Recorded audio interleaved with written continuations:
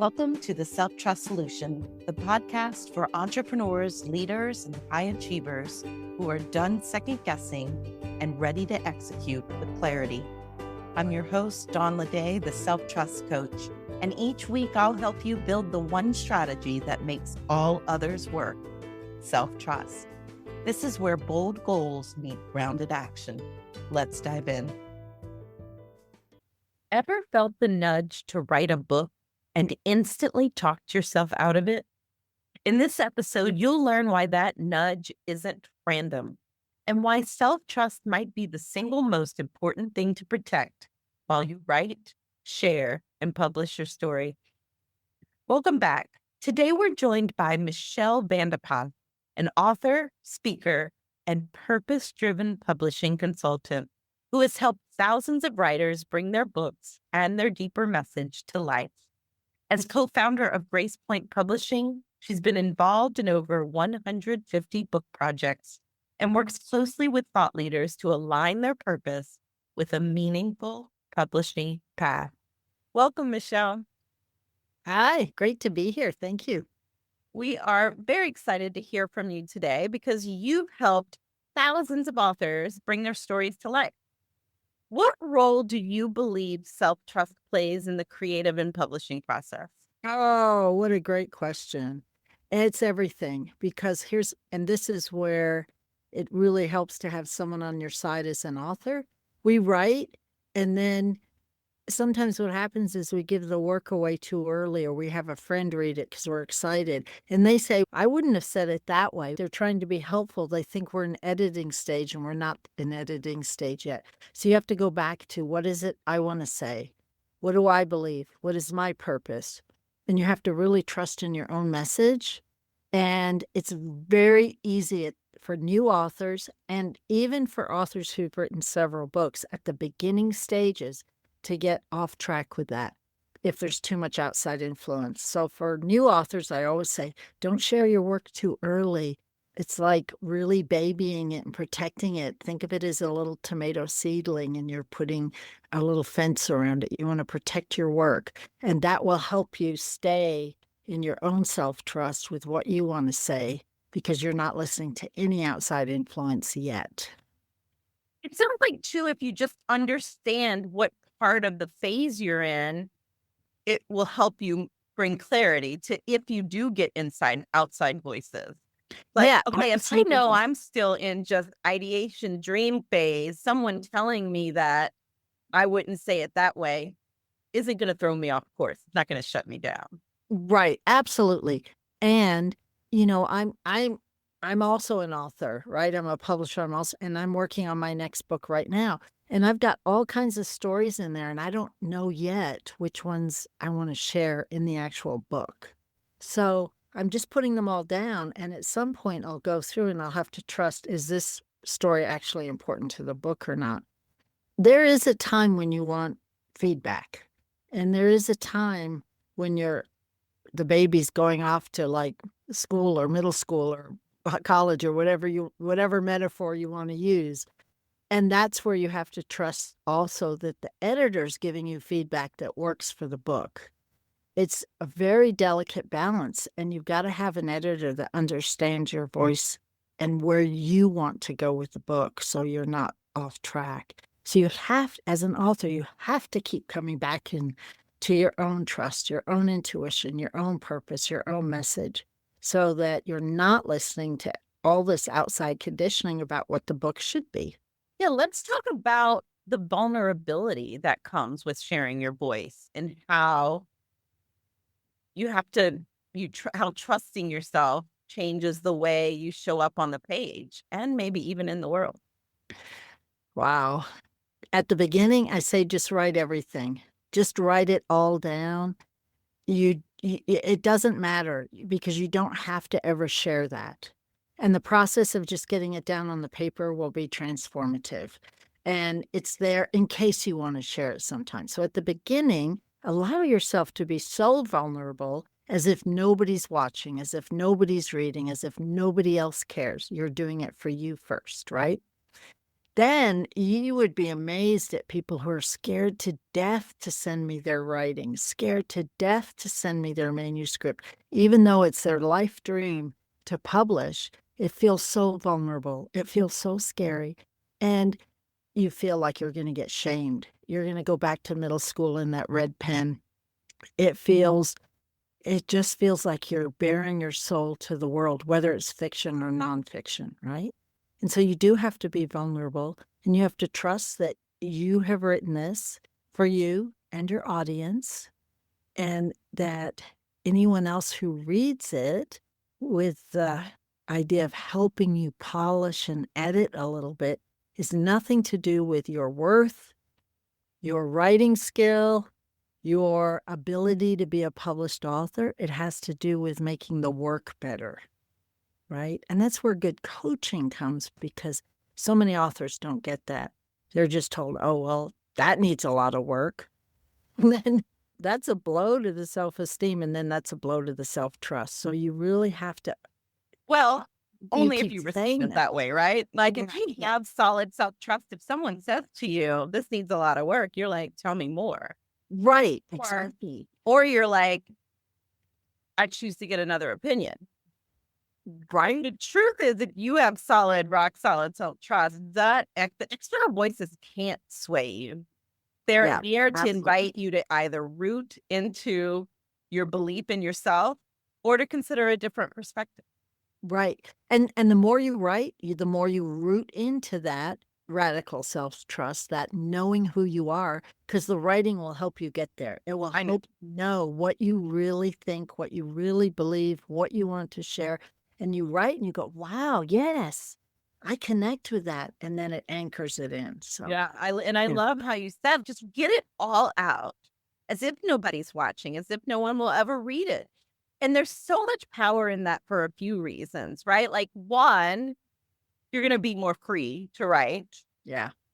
And even if you end up editing 80% of it to come up with a more concise piece of work, you have like body of work in this ideation process that's available to you for future pieces of work. Absolutely. Yeah. For different ways of talking about it, for different ways of just connecting to your knowledge and all the experience you have, whether it's through fiction or nonfiction. Right. Absolutely. It's so good. Now, you also talk about the power of purpose in entrepreneurship. Yeah. I tend to work with mostly nonfiction authors who are using a book to help explain their work in the world, whether they're a healer or a coach or they have a business of some kind. And the book is an extension, maybe even of their marketing or just getting their voice out in the world, however you want to look at that. But part of why I keep coming back to purpose over and over again is there's a purpose for the book. There's a purpose for you writing the book.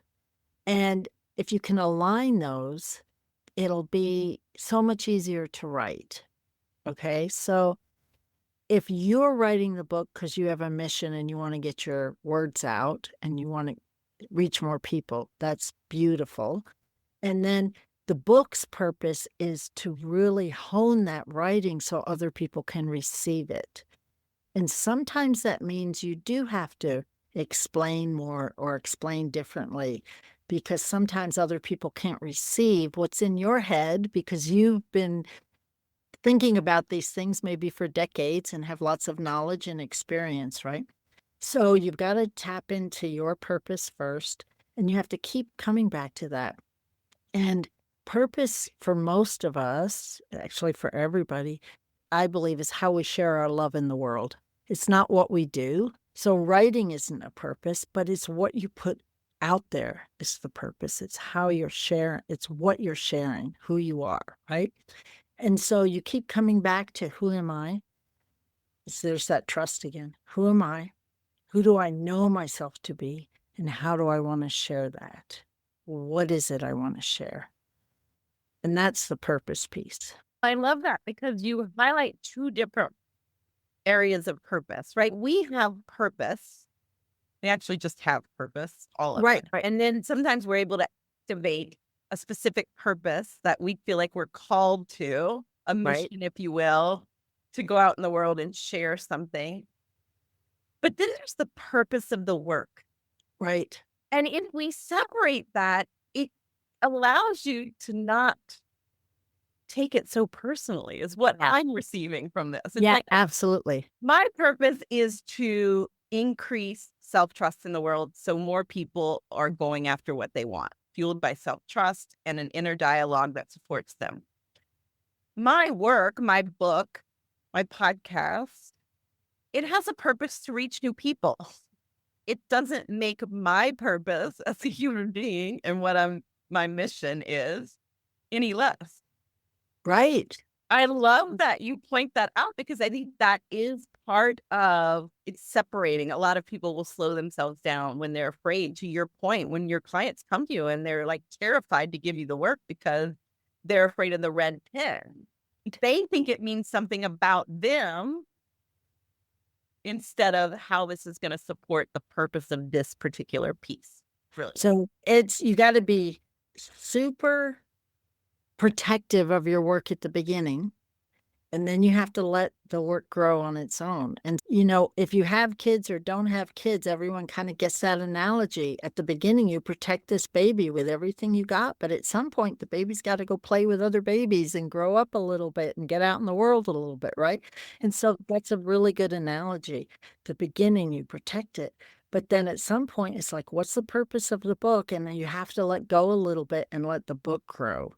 Well, and to learn from it. Okay, how are people receiving this? What about this is working? And what about it can I tweak either for the next iteration of this book or the next book entirely?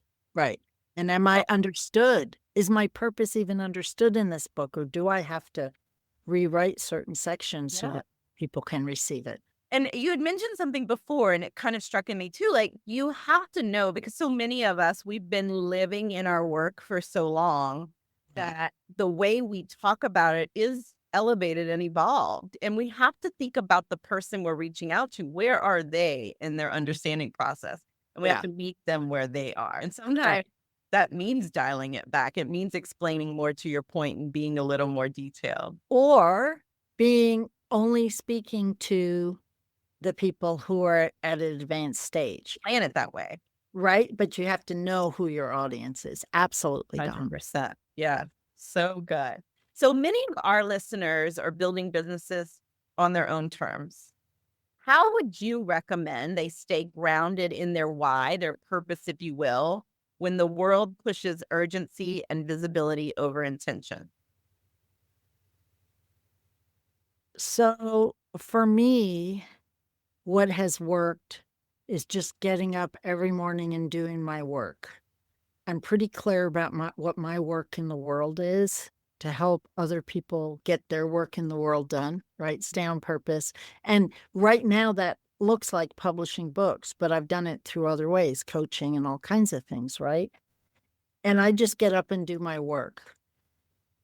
When I start scrolling or listening to too many other people or getting FOMO about somebody teaching a class that I don't join or do join or whatever it is, all that outside influence can put me off track a little bit. And then I'm thinking about visibility and more social and more. But when I just get up and do my work, it unfolds better. I just get up and stay focused on who I am, what I'm here to do. How do I serve? How do I connect with my clients, people who need me? How do I reach out to more people, right? And so it's an internal piece of intention rather than going out there for validation, which is everything you're talking about. It's going back inside. I just get up every morning. I do my work. That's exactly what we do. The follow through formula is all it takes to achieve anything is to make decisions. So in this case, making decisions, what you're going to do for the day, follow through on those decisions. Yeah. And then have your own back on the other side by evaluating, celebrating, looking for where did I deviate? Why did that make sense? Or where did I deviate? And how do I prevent that next time? Yeah. Yeah. Celebration's a big one, and I forget to do that, but I encourage my authors to do it. I just forget. but it's a big one. We have to, because that's self-validation, and it's proving to ourselves that we were right about our intuition, that we were right about where we were. It's literally the best way. I always tell people it is not fluff, it is strategic. Celebration is how you create internal motivation and momentum. Yeah. We're always searching for, well, I'm not motivated. Okay, we'll create it. This is how, by celebrating what you've accomplished, what you've overcome, and what you're doing. Nice. Yeah. So you have a concept. Tell us about this power of duality. Yeah, it's not my concept. It's been around in Chinese medicine and Qigong and acupuncture and, the world, right? But there is, and even religions, right? Good and evil, right and wrong, black and white, all the things, right? But we do often have to hold two things at once, right? I don't feel well today and I have to go to work, right? Sometimes we have to hold both those things at once. I'm very confused about where my book is going, and I'm super clear about what needs to happen with my book. Both of those things can be true at the same time. And as you are aware in life in general that both of those things are true for you, I'm really hungry and there's nothing I want to eat. We can all relate to that sometimes, a little, right? As we hold both sides of this duality, our confusion can turn into adventure or curiosity because we're not just freaking out about one side or the other. We can say, I'm holding both of these sides at the same time. They can both be true. And what's next? How can I increase my energy to be able to expand and give room for what's next for me? And what happens is when many of us feel stuck, we just bounce back and forth. I'm hungry. There's nothing I want to eat. Now my blood sugar's dropping. Now I'm pissed. Now I'm frustrated. I need to eat dinner, right? The all or nothing, black or white, either Black or we're white. thinking that we're all wired for. So you Yeah. have to introduce the intentional, and both can be true. Actually, you could both be hungry, there's nothing you want, and you could be craving a hamburger. There are many things that could be true at the same time. I would Absolutely. argue not just dual two things. Absolutely. Yeah, I love that. I mean, we talk a lot about just the and the yet. So often it's like we think that those thoughts that we're having, this either or, black or white, like you have to choose one or the other. And you could literally just leave both there. I'm hungry. There's nothing that I want. I'm going to go for a walk. Like it could be. Right. I'm going to eat a that. cracker and figure it out in a few minutes. Yeah. Right. And where this becomes really important as we have big life decisions to make, or we're thinking about our book, or we're thinking about our next step in our business, we can be scared and excited at the same time, right? Obvious. Yeah. So obvious. But what we do is we go, I'm scared. I'm excited. Which one am I? Which is right? Which is my intuition speaking? Or we make it a problem that we're feeling either one. Because the truth is, scared and excited for most people, or many people, in my experience, vibrate the same in your body. Yeah. So And sometimes you might confuse excitement or fear. It's so interesting. If we don't get accustomed to just pausing to see, what am I feeling? Am I excited or am I scared? Am I a little bit of both? yeah. Is it anxiety? Is it overwhelm? Naming it creates Naming it space. help. And do I need more information? A lot of times we're scared because it's unknown and we just need some more information to settle our nervous system down. How does it make sense that I'm scared? What if it does make sense? And what else could be true in this moment? Yeah. What else can be true, and what more information do I need? Yes. So often we are, at least in the work that I do, it's like we're scared. We think that means there's a problem. And then we go to start solving a problem that doesn't exist. You're right. Instead of, oh, I'm scared. Why does that make sense? And what do I actually need right now? And what's the more information? Yeah. An example in publishing is people get scared that they're giving up the rights to their work. And so they hold this fear and they're like, well, I can't choose a publisher, or I have to self-publish, or I don't know what publisher is going to steal my work. And in reality, reputable publishers don't take the copyright away from you. The copyright's in your name. The ISBN is in the publisher's name, but you're just giving us permission to publish. And as soon as you start giving facts, most of the time that fear just alleviates. Oh, And so what I notice is sometimes we're in fear because we're making up stories. We don't have the right facts. totally. And just a fact will help be like, oh, I didn't realize that's how it worked. Okay, now I feel better. Now I can go to the next step. Yeah. Part of the work that I do is working with entrepreneurs in their businesses, and we actually look at their numbers. Yeah. And we're coaching on what's going on, what's the strategy, expenses, money you can take out. Why are you letting it just sit in your business? The fear is always the thoughts around it. And once you look at the facts, here's the black and white numbers, it alleviates all the fear. It is so tied to what you just said, how we can Yeah. just create story and drama. And sometimes all we need is more information. Yeah. So good. So for anyone feeling stuck or unsure if their story or message is, let's say, enough, how do you break free from those inner limitations and recommend they step into authentic self-expression? Yeah. I've got several exercises I do. Sometimes we just teleport ourselves 3 years into the future or 5 years into the future. Like it's a visioning exercise. Yeah. Not everybody can do that. But if you can, or you connect with your higher self or connect with a guardian angel or whatever works for you, and then look back at your life and see if you can pull that future out. What really could I be doing if I let myself be everyone, everything I'm meant to be?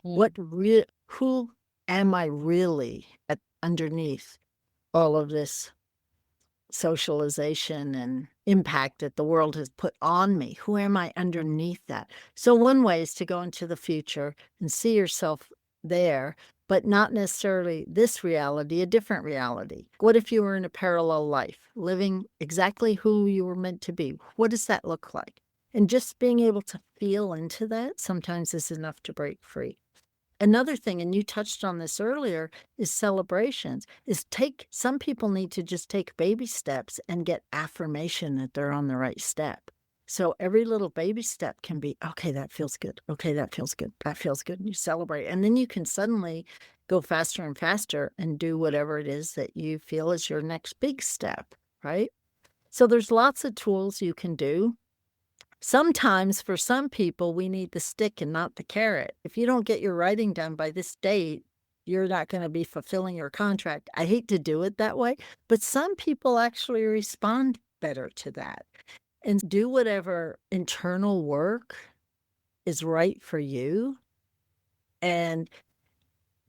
But also understand where you are today and what's going to work. Some people are just deadline driven and other people aren't, and know what works for you. And so when you can figure out which sort of carrots work and which sticks work, set up the parameters so that you can break free and keep expanding and keep exploring and look at life as a big adventure rather than a trap or I'm stuck. No, it's all part of the process. Even some stuck moments, it's all part of it. Yeah. Yeah. I really enjoy future work, but in a slightly different way of just really consulting. The Yeah. part of me who's already written the book, who already has published, what does she believe about this moment? Yeah. Yeah, it's so helpful to be able to consult. I think we can consult our past selves. We do it all the time. Oh, I'm so glad that I wish I wouldn't have made that decision, or I'm so glad I didn't make that decision. Right. Here's the amazing lessons I got out of this. But rarely do we go and try and consult the future, but it's totally possible. Absolutely. Yeah. So fun. Okay, so you created something called the Divine and Dangerous Checklist. I did. Can you tell us about it? Yeah. So I'm going to give it a little plug. Comes out of my book, Divine and Dangerous, which is coming out later. Oh, And this is like a sneak is peek. it's a sneak peek. And it's just a checklist like, am I tapping into all of me that's divine? Mhm. Purpose, intuition, self-trust, knowing, following my path, loving with an open heart, all the divinity. And it's just a checklist. Yes, I feel like I'm doing these things. And then dangerous. Am I taking steps that feel scary? Are they really scary, or am I just in a trauma response somehow? Am I just triggered? It feels dangerous when we're stepping out of a comfort zone that we've either put ourselves into or our circumstances have put us there. And so I use the word dangerous very deliberately because it feels dangerous, even though it may not actually be dangerous, right? The bear's not actually chasing us, but the same adrenaline comes up because it feels that dangerous. And so I want to know, are you living on your dangerous edge where you can feel safe in your body and do whatever work you need to do to make sure you get that safety? And then can you keep pushing those dangerous edges so that you're fully expressing who you are? Love it. So for anyone that is craving community, I hear that there are some open writings that you do. Yep. How We can do we open. join you? Yeah, we do open writing sessions. You can come over to my website, and it's just a free open writing session. We pop in on Zoom and we all write together for about an hour. And then sometimes we do a little sharing, sometimes we don't. It just depends who's on the call. And it's just an open, free support system. So we write together. So yeah, come join. Amazing. Well, we'll put all the details to Divine and Dangerous checklist and how you can join these open writing sessions in the show notes. So definitely check that out. Michelle, thank you so much. I've loved this conversation. I know there are a lot of people who think about writing a book, wish they could write a book, don't even believe maybe it's possible for them to write a book. What would you say to them? If you feel that you want to write a book, write a book. Usually people who feel that have ideas, notes, thoughts, things shoved in drawers and on 6 different laptops from decades, right? It's time to pull it together. We need your voice. Your voice is important. So you have to just, I like to say, just get over yourself. Get over yourself. Get in touch with this higher purpose of yours. Go to your future, like Don's talking about. Talk to that person and just pull it together and start writing an outline or book a call with me or come to a writing session or something. Because if you feel the nudge, then you've got something to say. Yes, answer it. And instead of hiding from it, just get the support you need to answer it. Yeah, exactly. Awesome, Michelle. Thank you so much. Thank you, Don. What will you take away from today's episode? Here are a few highlights that stood out for me. Self-trust fuels creativity. Don't share your work too early, but honor the phase you're in and protect your ideas like seedlings that still need rooting. Purpose has 2 roles. Your personal purpose and the purpose of the book are both vital, and separating them helps you stay out of self-judgment. Duality is a creative power tool. Fear and excitement can coexist. Naming what's true and gathering more information is often all it takes to get unstuck. And finally, your voice is needed now. If you feel the pull to write, it's because your message matters. Start by writing like no one's watching, then get the support to bring it to life. If you've ever thought about writing a book, or even if you're just craving a space to express more of who you are, this conversation is your permission slip. You don't have to go it alone, and you don't have to get it perfect, but you do have to trust that what's in you matters. Check out Michelle's Divine and Dangerous checklist and consider joining one of her weekly open writing sessions. You can find both links in the show notes. Let us know what part of this episode shifted something for you. And if your book is quietly waiting in the background of your brain, consider this your invitation to bring it into the light. Inside every goal is a decision, an action, an evaluation, and an adjustment. Keep building your rhythm with the Self-Trust Solution. Subscribe, leave a review, and explore how we can work together at theselftrustcoach.com.